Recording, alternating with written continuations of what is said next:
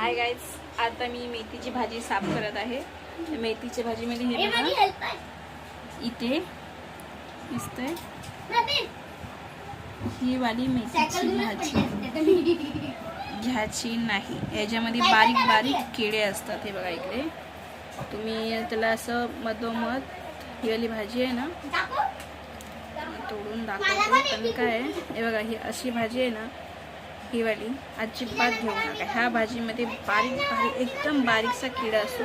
तुम्ही तिला असं खोलून बघा, कारण आता माझ्या हातात मोबाईल आहे ना तर तुम्हाला मी दाखवलंच असतं की त्याच्यामध्ये बारीक बारीक किडे आहेत.